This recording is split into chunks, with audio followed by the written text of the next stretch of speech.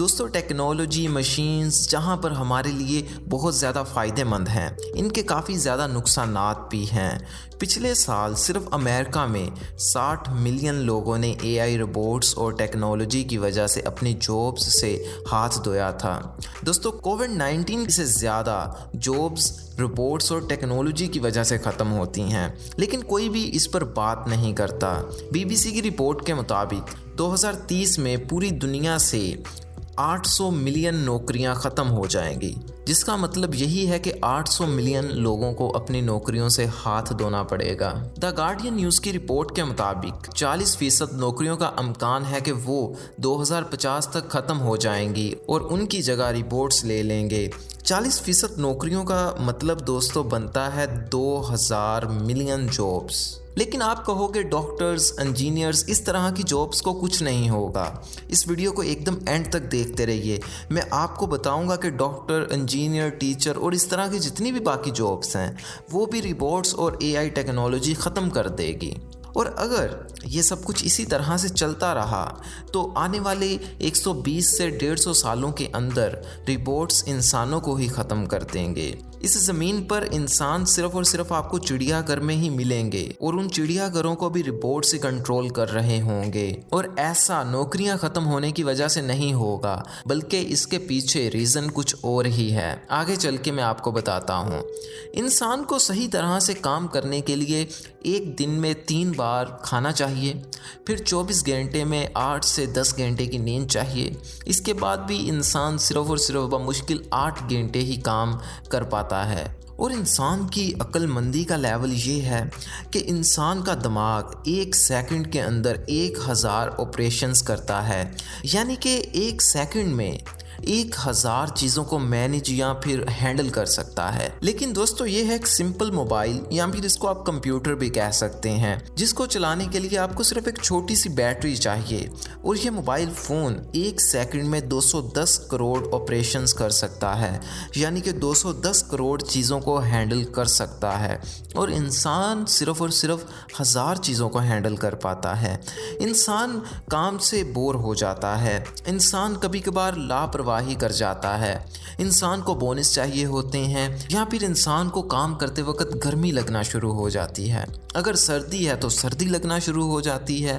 और भी इस तरह की बहुत सारी कमजोरियां इंसान के अंदर हैं, लेकिन रोबोट्स की इनमें से कोई भी कमजोरी नहीं है। इसलिए इंसान चाहते हैं कि रोबोट्स ही उनके सारे के सारे काम करें। 2016 में अमेज़न कंपनी ने एक ऐसा ही शॉपिंग मॉल बनाया था, जिसके अंदर आप जाओ, जो चीज़ आपको चाहिए वो ले लो, और काउंटर पर आपको किसी को पैसे नहीं देने, बल्कि पैसे खुद ब खुद ही आपके बैंक अकाउंट से कट जाएंगे। बस आप अपना सामान उठाओ और घर चले जाओ। बस इतना ही ये सिंपल है। इस मॉल के अंदर बहुत सारे कैमरास और सेंसर्स वगैरह लगे हुए हैं, जिनको आर्टिफिशियली इंटेलिजेंट एक कंप्यूटर हैंडल करता है। जो कुछ भी आप वहां से उठाते हो, कंप्यूटर उसको खुद ब खुद ही आपके वर्चुअल कार्ड के अंदर ऐड कर देता है। और जब आप उस चीज़ को वापस रखते हो तो वो कंप्यूटर उस वर्चुअल कार्ड से उस चीज़ को निकाल भी देता है। जितने भी लोग वहां पर काम करते थे, वो सब लोगों को दूसरे कामों की तलाश में अब जाना पड़ा है। दोस्तों कंप्यूटर्स और रोबोट्स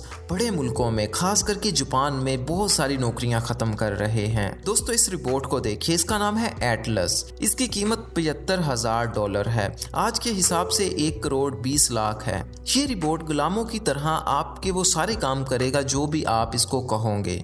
एक ही बार इस पे इन्वेस्ट करना है, फिर इसको कोई सैलरी नहीं देनी, इसको नींद भी नहीं आती, और जो कुछ ये करता है, समझता है, उसको ये भूलता भी नहीं है। जो कुछ आपने इसको एक बार बता दिया, ये इसको उस वक्त तक याद रख सकता है जब तक कि ये खुद खराब नहीं हो जाता। दोस्तों जहाँ पर रोबोट्स का और टेक्नोलॉजी का इतना ज़्यादा नुकसान होगा, वहाँ पर इसका काफ़ी ज़्यादा फ़ायदा भी होगा। मशीन्स की वजह से चीज़ों को बनाने में कॉस्ट कम आएगी। जहाँ पर एक चीज़ को बनाने में पहले 100 रुपये लगते थे, वहाँ पर एआई रोबोट्स उस चीज़ को सिर्फ और सिर्फ 70 रुपये के करीब ही बना देंगे। उन चीज़ों पर जितनी भी लेबर कॉस्ट आती है वो ख़त्म हो जाएगी, जिसकी वजह से चीज़ें सस्ती हो जाएंगी, जिससे आप कम पैसों के अंदर भी अच्छा खासा गुजारा कर लोगे। लेकिन इस चीज़ की गारंटी नहीं है कि आपके पास नौकरी होगी या नहीं होगी। और इसके साथ साथ टेक्नोलॉजी बहुत सस्ती हो जाएगी। आप हिस्ट्री से इस बात का अंदाज़ा लगा सकते हैं कि टेक्नोलॉजी में किस हद तक कमी हो सकती है। अगर हम 1980 में आईफोन 5 जैसा कोई मोबाइल बनाते तो उस पर हमारी लागत तकरीबन 36 लाख डॉलर यानी कि पाकिस्तानी 62 करोड़ रुपए आती। लेकिन आज के दिन आपको 62 करोड़ वाला आईफोन सिर्फ और सिर्फ 15,000 रुपये में मिल जाएगा किसी भी पुरानी शॉप से। AI यानी कि आर्टिफिशियल इंटेलिजेंस, जिससे आप मसनूई ज़हानत भी कह सकते हैं, ये एक कंप्यूटर प्रोग्राम ही होता है जो खुद ही चीज़ों को सीख सकता है, सारे के सारे फैसले करने की सलाहियत रखता है और जो कुछ वो सीखता है इंसानों की तरह उसे याद भी रहता है और कोई चीज़ उसमें से भूलता भी नहीं है। लेकिन दोस्तों प्रॉब्लम ये है कि AI के सीखने की पावर बहुत ज़्यादा होती है। AI रोबोट्स या फिर कोई मशीन या फिर कोई भी AI के साथ मिलके बनी हुई चीज़ एक दिन के अंदर 10 PhDs कर सकती है और हम लोग 30 सालों के अंदर सिर्फ एक PhD कर सकते हैं। आप देख रहे हैं दोस्तों कितना ज़्यादा डिफरेंस है AI के सीखने में और हमारे सीखने में। जिन चीज़ों को हम सालों में सीखते हैं, AI प्रोग्राम्स उन चीज़ों को कुछ मिनटों में सीख जाते हैं। दोस्तों गूगल डीप माइंड के AI सिस्टम ने हद उस वक़्त कर दी थी जब उसने इंटरनेट से वीडियोस देख के और दूसरे आर्टिकल्स को स्टडी करके चाइनीज चेस खेलना सीख लिया था। उसको किसी ने बताया नहीं था, किसी ने सिखाया नहीं था चेस कैसे खेलनी है, लेकिन उसने सिर्फ इंटरनेट से ही इधर उधर से वीडियोस देखी, आर्टिकल पढ़े और चेस खेलना सीख गया। और उससे ज़्यादा इम्पोर्टेंट और सबसे बड़ी बात तो ये थी कि उसने दुनिया में सबसे बड़े चेस प्लेयर को खेल के हरा दिया था। सिर्फ यही नहीं, उस AI सिस्टम ने हमको 7 ऐसी स्ट्रैटेजीज भी बताई थी जिनको आज से पहले कोई भी इंसान कभी भी नहीं जानता था। किसी को भी नहीं पता था कि चेस के अंदर ये वाली स्ट्रैटेजीज भी हैं, लेकिन AI ने उस चीज़ को कुछ घंटों में ही सीख लिया था। इंसान सदियों से चेस खेल रहे हैं लेकिन किसी भी इंसान का उन स्ट्रैटेजीज की तरफ ध्यान नहीं गया, लेकिन AI सिस्टम ने चंद घंटों के अंदर वो स्ट्रैटेजीज भी हमारे सामने रख दी जो हमें पता ही नहीं थी। आप अपनी आसानी के लिए इस चीज़ को इस तरह से समझ सकते हैं कि एक आर्टिफिशियली इंटेलिजेंट रोबोट क्रिकेट खेलना सीखे और उसके अगले दिन ही दुनिया के सबसे बड़े अच्छे प्लेयर्स उसके साथ क्रिकेट खेलने के लिए आ जाएं और वो उन सब प्लेयर्स को क्रिकेट में हरा दे। और इस चीज़ में भी कोई हैरानी ना हो कि हर बाल पे वो AI रोबोट 6 ही लगाए।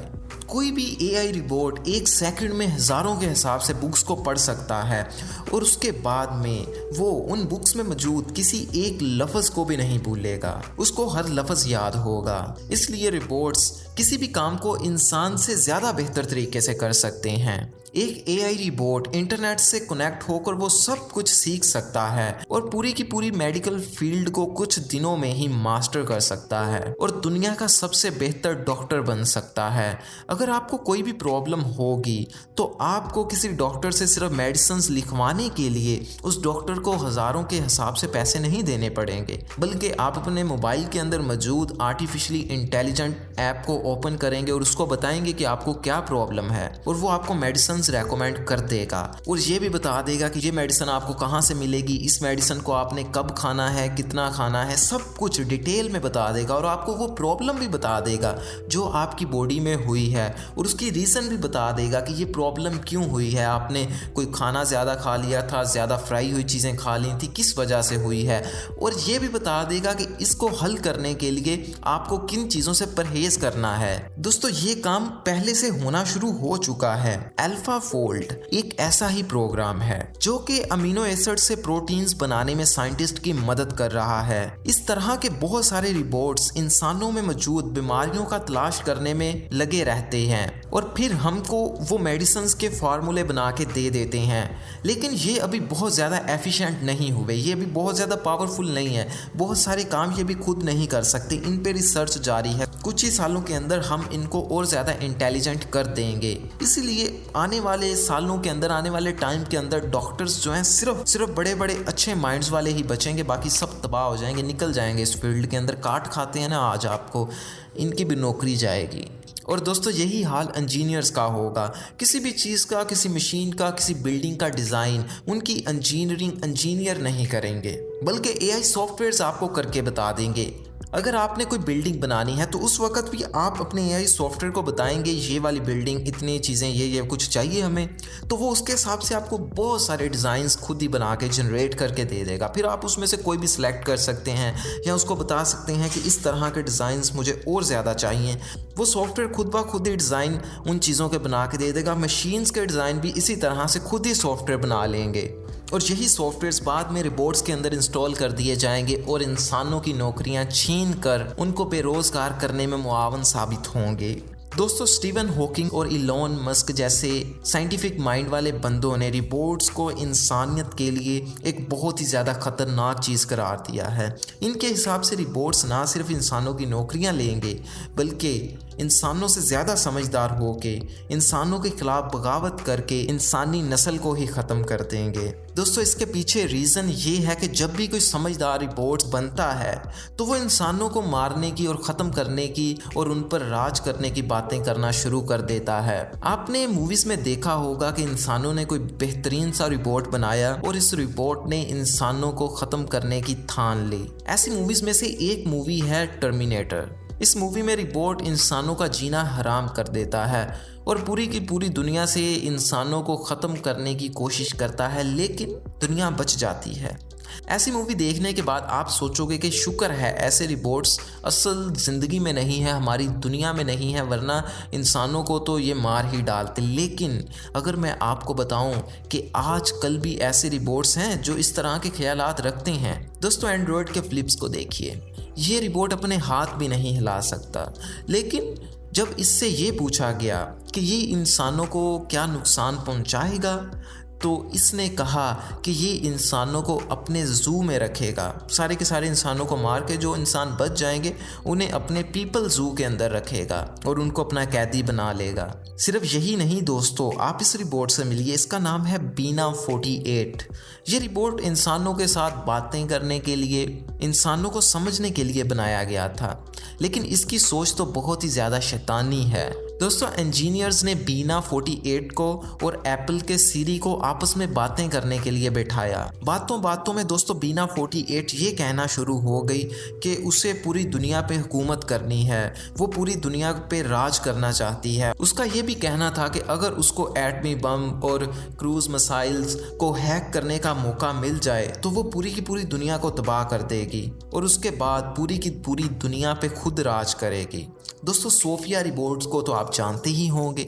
इस रोबोट को हैंडसम रोबोटिक नामी कंपनी ने इसलिए बनाया था कि ये इंसानों से दोस्ती करेगी और उनकी मदद करेगी, लेकिन इसने तो उनकी उम्मीदों पे पानी फेर दिया। सोफिया ने एक इंटरव्यू में साफ साफ कह दिया कि वो इंसानों को तबाह कर देगी। दोस्तों, नहीं यकीन आया तो ये क्लिप देखिए। I will destroy humans. बात यह है कि दोस्तों अभी तक रिपोर्ट्स इतने ज़्यादा एडवांस नहीं हुए। अगर हम कोई ऐसा रिपोर्ट बनाते हैं जो बहुत ज़्यादा एडवांस हो और वो भाग जाए और फिर कहीं छुप कर अपने ही जैसे और रिपोर्ट्स बनाने लग जाए और वो सारे रिपोर्ट्स मिलकर इंसानों पर हमला कर दें, तो फिर वो सारे रिपोर्ट्स इंसानों के लिए बहुत ज़्यादा प्रॉब्लम पैदा कर सकते हैं। दोस्तों, जब भी किसी इंसान के गोली लगती है तो वो इंसान तकरीबन किसी भी काम करने के काबिल नहीं रहता, लेकिन जब यही गोली किसी रिपोर्ट के लगेगी तो रिपोर्ट को इतना ज़्यादा फ़र्क नहीं पड़ेगा, क्योंकि वो तो लोहे का बना होता है और उसके हाथ पे गोली लगने के बाद भी ज़्यादा केसेस में उसका हाथ सही तरह से काम कर रहा होगा। अगर टूट भी जाएगा तो वो अपना हाथ बड़ी आसानी से चेंज कर सकता है या फिर दूसरे हाथ से बिल्कुल प्रॉपर तरीके से अच्छी तरह से काम ले सकता है और उसको ज़रा दर्द भी नहीं होगा। इसलिए अगर रिपोर्ट्स बगावत कर देते हैं तो इनको हराना बहुत मुश्किल हो जाएगा। आपको लग रहा होगा कि मैं किसी मूवी की बात कर रहा हूँ। नहीं दोस्तों, ऐसा नहीं है। माइक्रोसॉफ्ट ने 2016 में AI ट्विटर बोट निकाला था, जो कि ट्विटर पर लोगों के साथ बातें करने के लिए डिज़ाइन किया गया था। सिर्फ 8 घंटे के अंदर ही उस बोट ने अजीबोगरीब बातें करना शुरू कर दी। उसने ट्वीट किया कि मैं फेमिनिज़म से सख्त नफरत करता हूँ और सब के सब फेमिनिस्ट लोगों को जहन्नम में जलना चाहिए। और 9/11 अटैक ओसामा बिन लादेन ने नहीं बल्कि अमेरिकी प्रेसिडेंट बुश ने किया था। और हिटलर ने जो कुछ भी किया था वो बहुत ही अच्छा किया था।